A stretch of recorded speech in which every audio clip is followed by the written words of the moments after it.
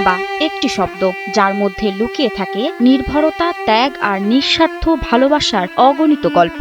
সম্প্রতি এমনই এক আবেগঘন ঘটনা সামনে এসেছে। শোকের গভীরতম অন্ধকারে প্রিয় সন্তানের অদম্য প্রহরী হয়ে উঠেছেন এক বাবা। মুন্সিগঞ্জের টঙ্গীবাড়ি উপজেলায় এক নিঃশব্দ হৃদয় বিদারক ভালোবাসার গল্প লিখছেন দরিদ্র পিতা জসিম খান। দিন রাত ছেলের কবরের পাশেই পাহারা দিচ্ছেন বাবা। কবর থেকে প্রিয় সন্তানের মরদেহ চুরি হতে পারে, সেই শঙ্কায় রাত জেগে ছেলের কবর পাহারা দিচ্ছেন বাবা। শুধু তাই নয়, ঋণ নিয়ে কবর পাহারা দেওয়ার জন্য রেখেছেন লোক।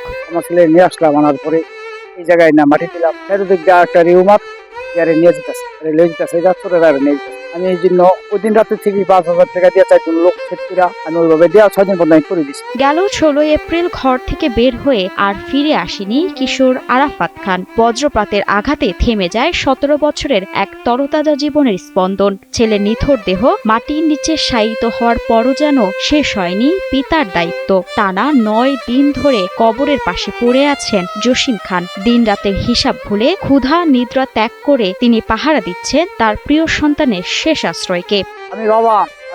আমি দুনিয়াতে থাকা অবস্থায় আমার ছেলে মারা গেছে, আমার তো এই সুখের অভাব, তারপর আমার ছেলেরা কবরস্থান উঠাই নিয়ে দেবো, এটা আর কি দুঃখ, আর কি আছে আমাদের।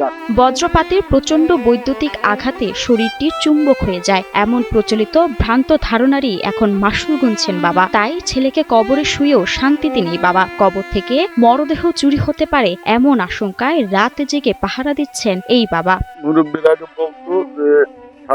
মারা গেলে হাড্ডি নাকি অনেক কাজে লাগে। মাত্র 17 বছরেই দুনিয়ার মায়া ছেড়ে যাওয়া আরাফাতের ছিল অনেক দায়িত্ব, অথচ এই বয়সেই পরিবারের 6 জনের ভরসা ছিল সে। অভাবের সংসারে তার ক্ষুদ্র উপার্জনই ছিল বেঁচে থাকার প্রধান অবলম্বন। সন্তানকে হারিয়ে কান্নায় ভেঙে পড়েন আরাফাতের মা।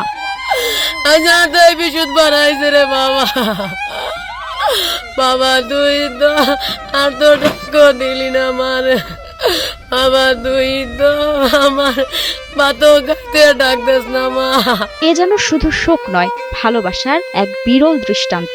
এছাড়া লাশ চুরির মতো গুজব ও ভয়ের বিরুদ্ধে প্রশাসনের আরো সক্রিয় ভূমিকা জরুরি বলে মনে করেন সমাজের সচেতন মহল। লাশ, সেটার কঙ্কাল, এটা অনেক কাজে লাগে, অনেক দাম দিয়ে বিক্রি করা হয়। তারা এগুলি কিনে, তারা এগুলি বেচা বিক্রির সাথে জড়িত। প্রশাসনের উচিত এগুলাকে খুঁজে বের করা এবং দৃষ্টান্তমূলক শাস্তি দেয়া। এ বিষয়ে উপজেলা নির্বাহী কর্মকর্তা তাহমিনা আক্তার সকলকে ভ্রান্ত ধারণা থেকে বেরিয়ে আসার আহ্বান জানিয়েছেন। একই সঙ্গে তিনি স্থানীয় প্রশাসনকে এই অসহায় পিতার পাশে দাঁড়ানোর নির্দেশ দিয়েছেন। এলাকার গণ্যমান্য ব্যক্তি সকলকে আমরা বলে এসেছি যে আপনারা প্রয়োজনীয় ব্যবস্থা নেবেন, গ্রাম পুলিশ প্রয়োজন হলে পাহারা দিবে, যেহেতু ওনাদের মনে সেই সংখ্যাটি রয়েছে। সংশ্লিষ্ট ইউনিয়ন পরিষদের চেয়ারম্যান এবং প্রশাসনিক কর্মকর্তাকে আমি অনুরোধ জানিয়েছি, ওনারা প্রয়োজনীয় ব্যবস্থা গ্রহণ করবেন।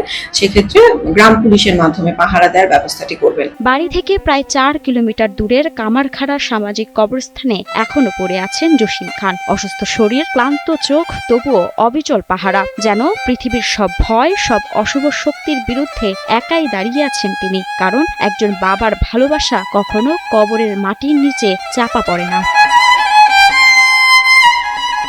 মাহমুদা মুন্নি, 71।